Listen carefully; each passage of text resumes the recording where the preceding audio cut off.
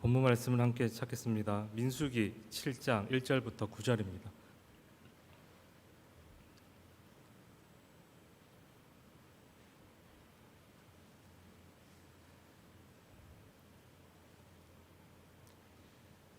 민수기 7장 1절부터 9절입니다. 한 절씩 교도하겠습니다. 모세가 장막 세우기를 끝내고 그것에 기름을 발라 거룩히 구별하고 또 그 모든 기구와 제단과 그 모든 기물에 기름을 발라 거룩히 구별한 날에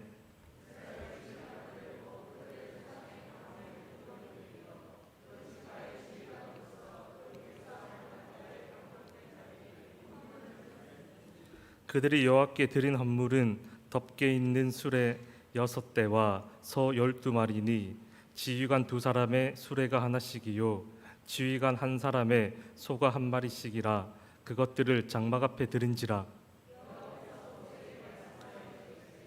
그것을 그들에게 받아 레위인에게 주어 각기 직민대로 회막 봉사에 쓰게 할지니라. 곧 게르손 자손들에게는 그들의 직임대로 수레 2과 소 4마리를 주었고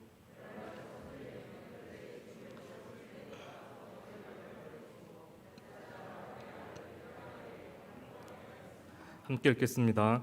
고핫 자손에게는 주지 아니하였으니 그들의 성소의 직임은 그 어깨로 매는 일을 하는 까닭이었더라. 아멘. 좁은 문은 생명의 길입니다라는 제목으로 말씀을 전하도록 하겠습니다. 제가 이렇게 예배 인도를 하고 이렇게 집으로 돌아가면 집사람이 피드백을 해줍니다. 제가 부탁을 했었거든요. 처음 같이 이렇게 결혼하고 나서부터 처음에는 칭찬만 해주더라고요. 그렇게 해서 제가 이야기를 했습니다. 칭찬을 듣고 싶어서 물어보는 게 아니고 사실 사모님들은 신학을 공부하신 분들이 거의 없지 않습니까? 그렇게 해서 평신도의 입장에서 객관적으로 볼 수 있다라고 이렇게 믿었거든요. 그렇게 해가지고 이제 피드백을 해주는데 좋은 것 말고 고쳐야 될 것들, 뭐 오늘 메시지가 잘 전달되었는지, 아니면 뭐 예화는 적절했는지, 뭐 말은 빠르지 않은지, 뭐 발음은 정확한지, 뭐 어렵지는 않은지, 뭐 저의 불필요한 습관들은 없는지, 이런 것들을 집사람이 이렇게 이야기를 해주는데 개인적으로 굉장히 도움이 많이 됩니다. 그렇게 해서 도움받고 고치고 이렇게 하고 있는데 아마 여러분들도 저의 안 좋은 습관은 누가 봐도 몇 번만 보면 다 알더라고요. 뭔지 아십니까 혹시? 오늘도 머리를 제가 못 잘랐어요. 비가 와가지고 사실 이렇게 좀 깔끔하게 머리를 자르고 올라와야 되는데 비가 와가지고 못 가겠더라고요. 그렇게 해가지고 이렇게 좀 지저분한데 다음 주에는 깨끗이 자르고 서도록 하겠습니다. 맞습니다. 머리 만지는 게 있고 사실은 이거는 고쳤는데 한 번씩 나온 습관이 있는데 제가 이 코 만지는 거 아세요 혹시? 아세요 진짜? 네, 코를 만집니다. 왜냐하면 안경이 이렇게 잘 내려와가지고 이거 올리는 게 습관이 되어가지고 이렇게 하는데 이건 많이 고쳤는데 그런 것들 이야기해 주는 거예요. 그런데 지지난주부터 이제 제가 설교를 하면 피드백을 해주는 사람이 한 명 더 늘었습니다. 그게 누구냐면 여러분들은 보이지 않겠지만 지금 위에서 뒤에서 우리 유주가 같이 찬양할 때 같이 찬양하고 기도할 때 같이 기도하거든요. 지지난주에 집에 이렇게 딱 들어갔는데 우리 유주가 이렇게 딱 문 앞에 있더라고요. 그럼 저를 보자마자 뭐라고 했냐면 아빠 목소리가 왜 이렇게 시끄러워? 귀 아프잖아. 아 참 왜 이렇게 시끄러워 이러는 거예요. 그러면서 제가 설교한 걸 흉내를 내더라고요.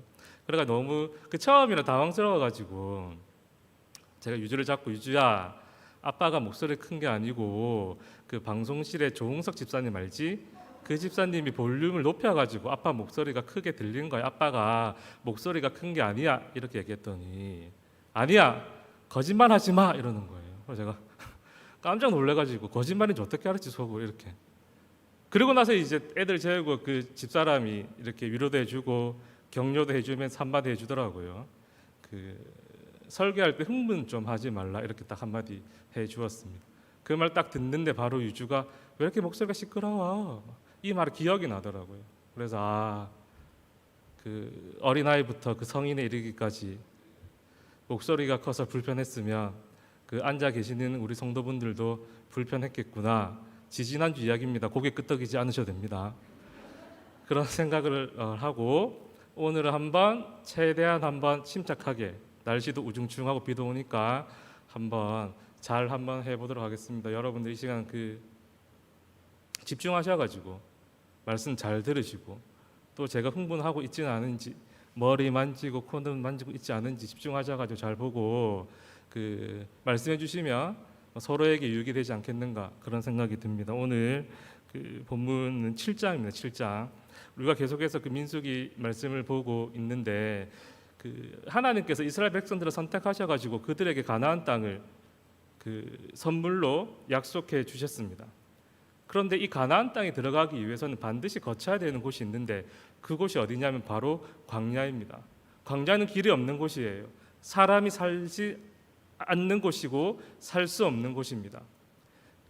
짐승들로부터 안전이 보장되지 않는 막연한 곳이, 그리고 인간의 힘만으로 살아갈 수 없는 곳이 바로 광야입니다. 그런데 이 광야를 지나가지 않고서는 가나안 땅에 들어갈 수가 없는 거예요. 그렇게 해서 지금 이스라엘 백성들이 시내산에 있는 거예요. 시내산에서 지금 무엇 하는가? 가나안 땅에 들어가야 되는 거예요. 하나님의 그 약속을 믿고 출발해가지고 가나안 땅 입성해야 되는데, 그러려면 반드시 필연적으로 이 광야를 지나가야 되는데, 이 막연한 이 광야를 어떻게 지나갈 것인가? 어떻게 하면 광야를 잘 지나가서 하나님이 약속해 주신 가나안 땅으로 들어갈 수 있을 것인가? 1장부터 10장은 바로 이 광야를 잘 지나가기 위해 준비하는 내용이다 라고 말씀을 드렸습니다.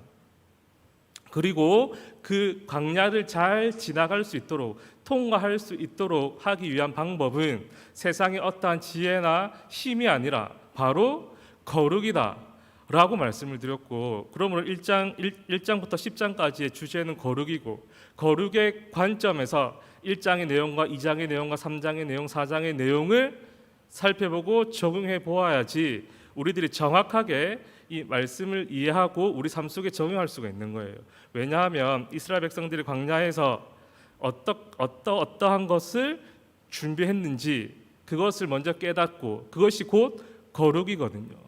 그러므로 광야와 같은 인생을 살아가는 우리들에게 있어서 우리 역시 이 세상에서 잘 살아야지 하나님이 계시는 그 천국에 들어갈 수 있지 않겠습니까? 그러면 우리들이 어떻게 하면 이 세상을 잘 살아갈 수 있을 것인가?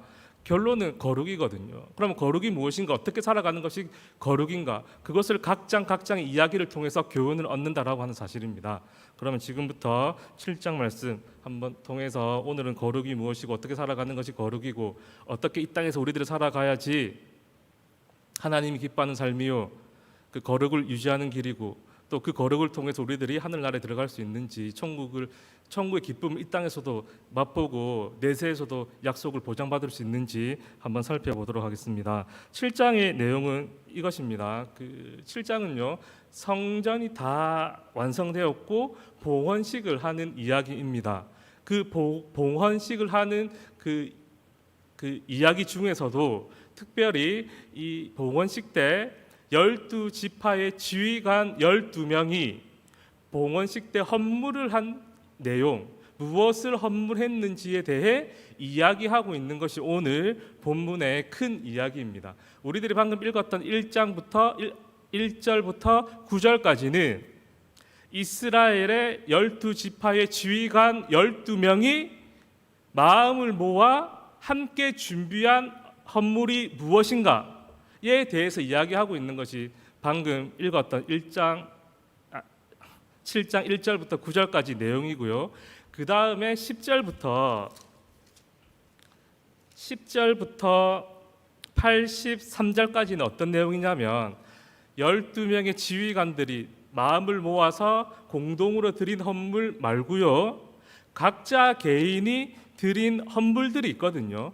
그 헌물이 무엇인지 10절부터 83절까지 이야기하고 있고, 84절부터 89절 마지막 절까지는 이제 그 12명의 그 지휘관들이 하나님께 드린 이 헌물을 요약하고 있는 거예요. 그렇게 해서 오늘 이 본문의 그 주된 이야기는 성전 봉헌식 때 12지파의 지휘관들이 어떠한 헌물을 드렸는지에 대한 이야기가 되겠습니다. 그 중에서 1절부터 9절까지 읽었는데 오늘 특별히 여러분들하고 함께 나누고 교훈을 얻고자 하는 것은 무엇이냐면 이 12지파의 지휘관들이 공동으로 드린 이 헌물을 하나님께서 기쁘게 받아주셔가지고 어떻게 하셨냐면 모세를 통해서 레위 자손들에게 하나님께 바친 헌물을 나누거든요.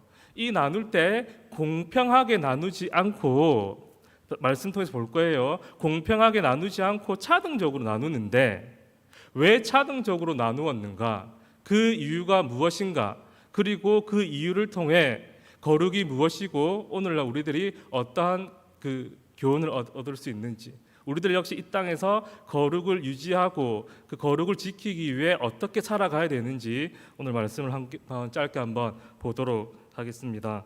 먼저 1절 보시면 이렇게 이야기를 하고 있습니다. 그 모세가 장막 세우기를 끝내고 성전 봉헌식이 시작이 되는 거예요. 그러면서 2절에서는 12지파의 그 지휘관들이 헌물을 드렸다라고 이야기하고 있고 3절에서 그러면 그 드린 헌물이 무엇인가 이렇게 이야기를 합니다. 바로 그 12명의 지휘관들이 드린 이 헌물이 바로 무엇이냐면 덮개 있는 수레 6대와 그리고 소 12마리를 헌물로 바친 거예요. 이 소는 그 수레를 끌기 위한 거예요. 소 2마리당 수레 하나를 끌게 되거든요. 그 역할을 하기 위해서 수레 6대와 소 12마리를 헌물로 드렸던 거예요. 하나님께서 기쁘게 받으셨습니다. 아주 흡족해 하셨습니다. 그래서 모세를 통해서 무엇라고 말씀하셨냐면 4절에 보시면 여호와께서 모세에게 말씀하여 이르시되 그것을 그들에게 받아 레위인에게 주어 각기 직임대로 회막 봉사에 쓰게 하라 라고 얘기하는 거예요. 한마디로 지금 12지파 지휘관들이 헌물한 이 헌물을 내가 기쁘게 받았다. 그러니 이 헌물을 모세야 네가 레위 지파 자손들에게 나누어 주어라. 6대의 수레와 12마리의 이 소를 레위인들이 그 임무를 하는 데 있어서 꼭 필요한 것이니까 필요한 곳에 쓸 수 있도록 각각 나누어 주어라라고 말씀하셨던 거예요. 자, 그러면 왜 하필 12지파의 이 지휘관들이 그 수레를 이렇게 하나님께 헌물로 드렸을까요? 이 소는 수레를 끄는 그 역할을 하기 때문에 수레라고 하면 당연히 소까지 포함이 되는 겁니다. 굉장히 이 12지휘관들이 수레를 하나님께 헌물로 드렸다라고 하는 것은 정말 하나님 중심으로 정말 하나님이 기뻐하시는 헌물을 드린 거예요. 사실은 우리들의 헌물을 이렇게 드리고 헌금을 할 때 또는 봉사를 할 때 하나님의 기쁨보다는 그 내 만족이나 그 나의 어떤 것을 드러내기 원해서 아니라고 이야기하지만 내 깊은 속마음에는 누군가 조금 나를 알아주기를 원하고 내 만족을 위해서 헌물을 하거나 봉사를 하는 경우도 있지 않습니까? 그러나 그 이스라엘 12지파의 지휘관들이 하나님께 수레를 바친 것은 굉장히 그 성막을 중심으로 한 하나님이 중심이다.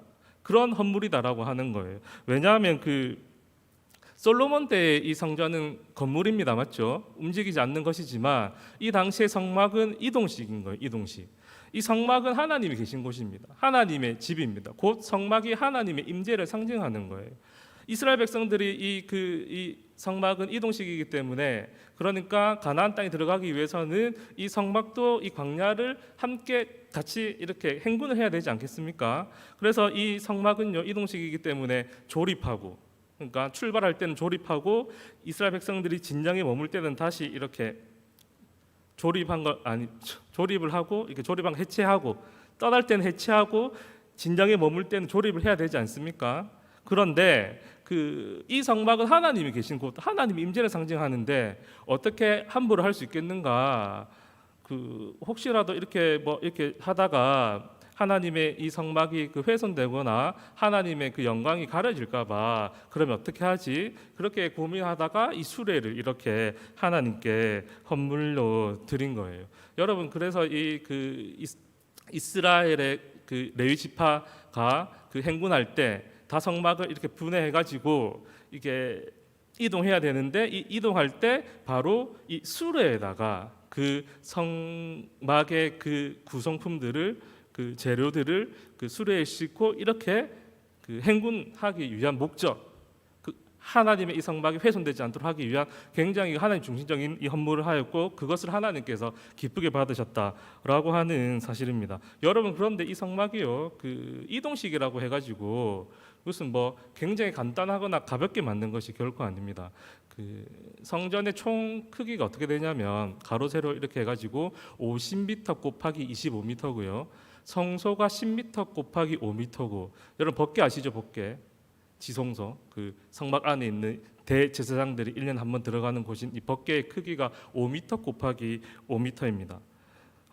그냥 캠핑 가듯이 룰루랄라 멜 수 있는 그 정도가 아니고요. 그 심지어 여러분 그 뭐 기둥, 말뚝, 뭐 널판 그 건물을 세우기 위해서 이런 것들이 필요한데 기둥하고 널판 이런 거 다 빼고 이 말뚝만 총 다 합치면 그 무게가 4톤입니다. 4톤. 어마어마한 거예요.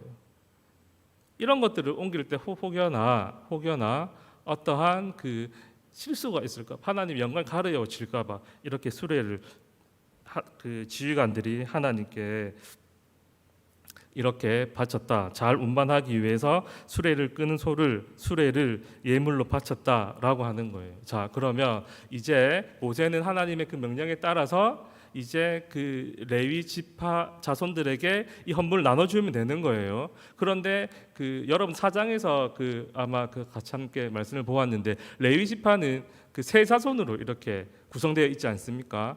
그 게르손, 무라리, 고핫 자손 이 세 그 자손으로 구성이 되어 있거든요. 그렇게 해가지고 이 모세가 이 세 자손을 부르는 거예요. 7절에 보시겠습니다. 게르손 자손들, 그리고 무라리 자손들, 그리고 9절에 고핫 자손 이렇게 이 세 자손을 불러서 이렇게 나누어 주는데 먼저 7절을 보시면 게르손 자손들에게 먼저 이 헌물을 주는데 어떻게 주냐면 그 수레 둘과 소 4마리를 이렇게 딱 주는 거예요. 그럼 우리들이 예상할 수 있지 않겠습니까? 세 자손이 있기 때문에 수레 둘에 소 4마리면 똑같이 이렇게 차등 없이 공평하게 나눠줄 수 있겠거니 이렇게 생각할 수가 있는데 그 두 번째 자손인 그 무라리 자손에게 모세가 그 헌물을 주는데 그 얼마를 주냐면 수레 4개와 소 8마리를 헌물로 주는 거예요. 그러면 남은 헌물이 있습니까? 없습니까? 없어요. 그러면서 고핫 자손에게는 주지 않았다라고 이렇게 이야기합니다. 이렇게 차등적으로 준 이유가 무엇이냐면요, 바로 그들이 성막을 해체하고 조립하는 이 과정, 그들이 맡은 임무에 따른 것인데 바로 그들이 맡은 임무의 무게가 다 달랐기 때문입니다. 그러니까 이 게르손 자손에게는 그 수레 둘과 소 4마리를 주지 않았습니까? 이들의 주된 임무는 그 휘장이나 천 같은 걸 갖다가 이제 옮기는 그런 임무였기 때문에 소 4마리와 수레 2마리를 주었고요.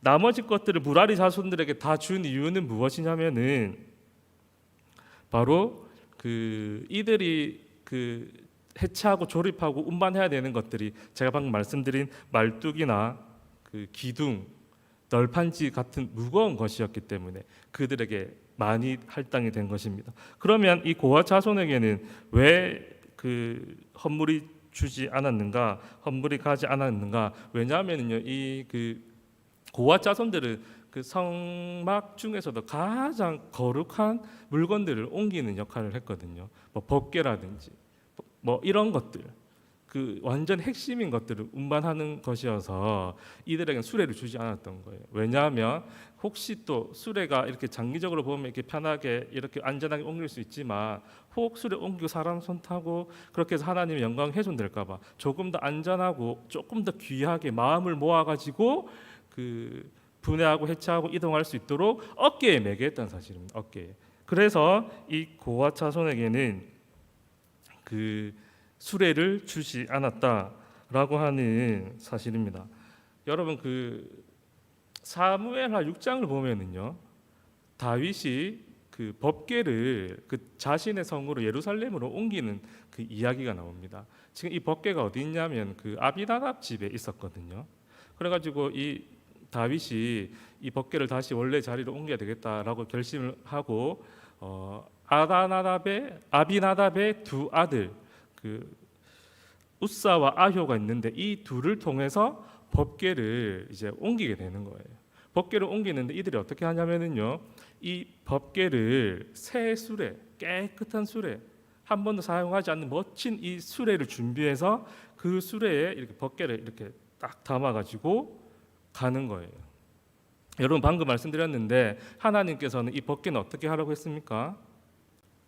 어깨에 매야 되는 거예요. 수레에 담으면 안 되거든요. 근데 이들은 수레에 싣고 출발하는 거예요. 잘 가던 이 수레가 그 나답 수레가 그 한 그 타작 마당에 이르자 있잖아요.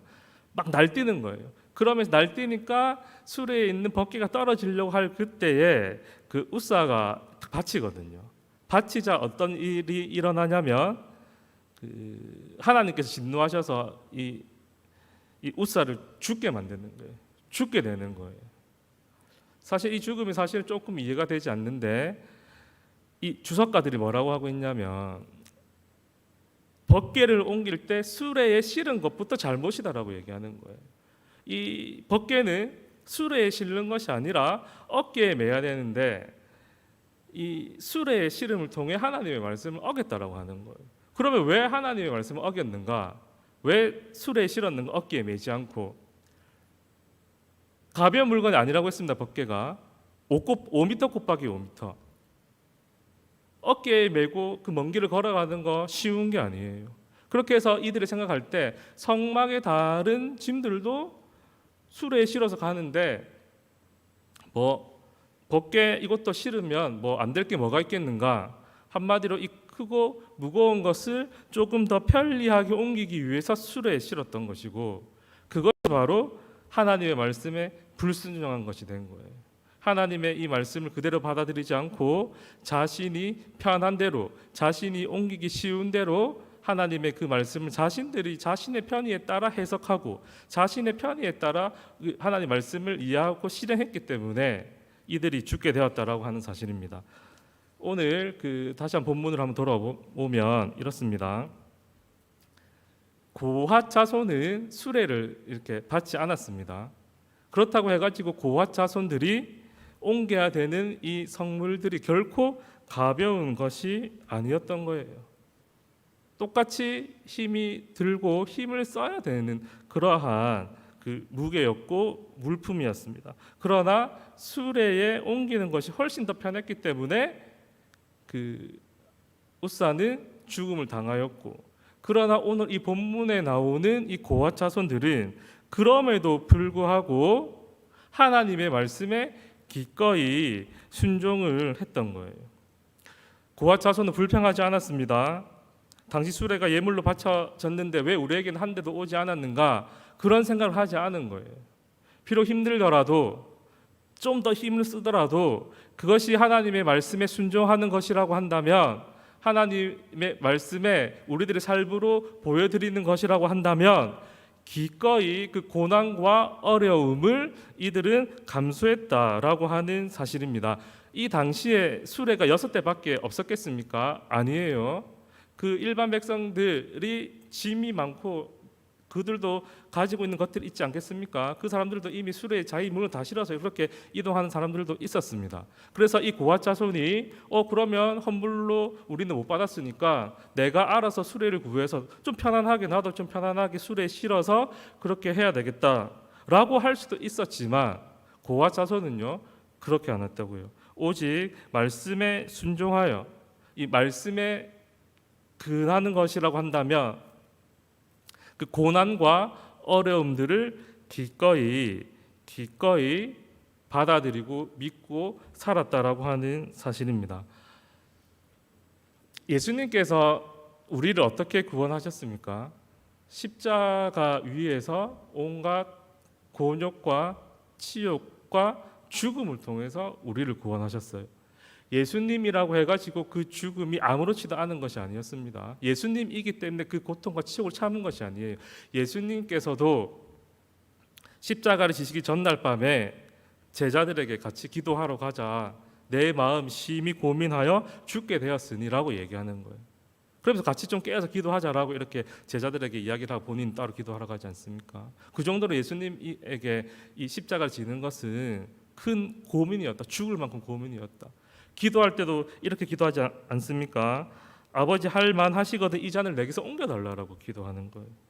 하지만 끝의 기도는 그럼에도 불구하고 뭐라고 얘기하냐면 나의 원대로 마옵시고, 나는 두려워서 이 잔을 옮겼으면 좋겠는데 그럼에도 불구하고 나의 원대로 마옵시고 아버지의 원대로 해달라고 그렇게 기도하는 거예요.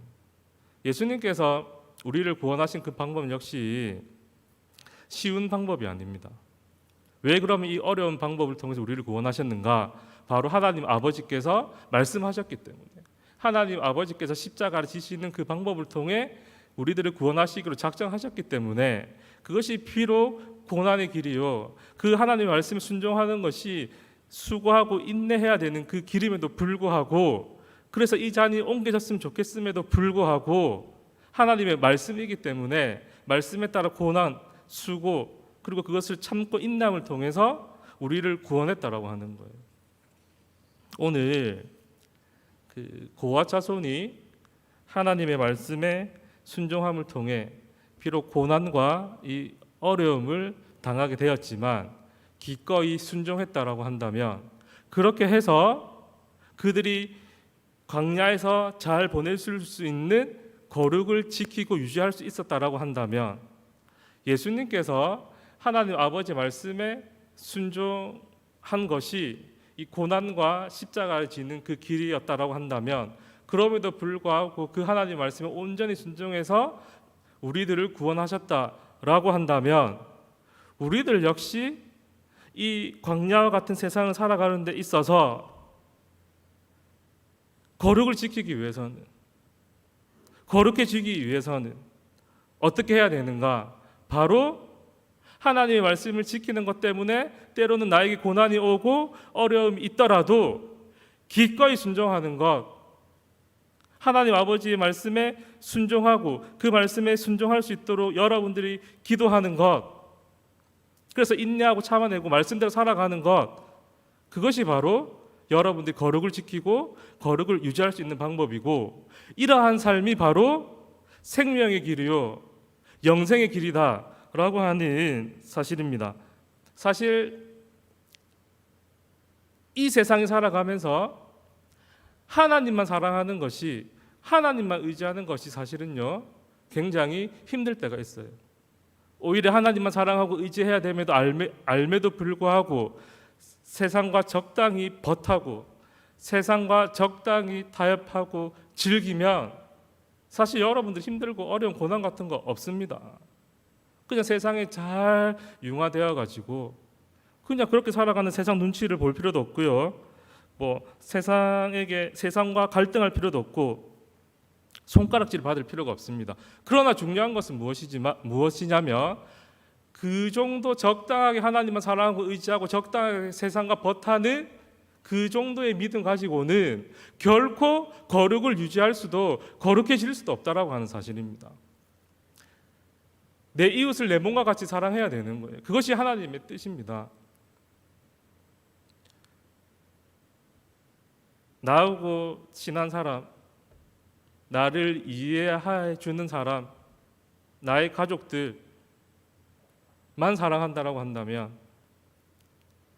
자신과 틀린 것이 아니고요, 다르다는 이유 때문에 손가락질하고 비난한다라고 한다면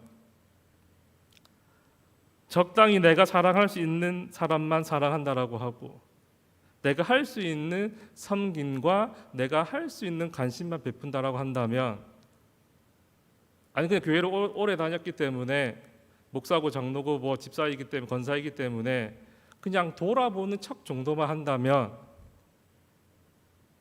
그 정도 하나님의 말씀에 순종하는 그 수준으로는 결코 거룩해질 수도 없고 거룩을 유지할 수도 없다라고 하는 사실입니다. 우리들이 온전히 하나님의 말씀에 순종할 때, 그것이 오늘 본문에서 이야기한 좁은 길일지라도 고난의 길일지라도 그럼에도 불구하고 성령 하나님을 의지하여 말씀대로 살아갈 수 있도록, 하나님만 사랑하고 의지할 수 있도록 도와주시옵소서. 내 이웃을 내 몸과 같이 사랑할 수 있도록 성령 하나님 나를 붙잡아 주시고 만들어 주시옵소서 라고 여러분들 기도하고 애쓰고 말씀에 순종할 때 비로소 여러분들은 거룩한 삶을 살아갈 수 있는 것이고 거룩을 유지할 수 있는 것이고, 그 거룩이 여러분들이 이 땅에서 삶을 아름답게 만들어 주시고 하나님의 크신 사랑을 깨닫게 해주시고 세상이 줄 수 없는 참된 은혜와 복을 누릴 수가 있다고 하는 사실입니다. 오늘 말씀을 정리하도록 하겠습니다. 그러므로 저는 오늘 본문 말씀을 통해 여러분들에게 이렇게 권면드립니다. 고앗 자손과 같이 하나님의 말씀에 순종해 성물을 얻게 맵시다. 다른 자손과 비교하지 말고 편한 방법을 찾아 세상으로 눈을 돌리지 맙시다. 십자가에서 죽으신 예수님과 같이 고난의 그 길이 또한 죽음의 길이라도 그것이 하나님의 말씀이라고 한다면 함께 순종하고 우리의 삶으로 나타내고 보여줍시다. 왜냐하면 그 길은 내가 손해보는 길, 내 자존심이 상하는 길, 나를 힘들게 하고 어렵게 하는 길이 아니라 바로 생명의 길이고 영광의 길이기 때문입니다. 하나님 말씀에 순종함을 통해 이러한 길을 함께 걸어갈 수 있는 우리들이 되기를, 우리 교회와 우리의 가정이 되기를 간절히 바랍니다. 우리 말씀을 기억하면서 함께 찬송하겠습니다.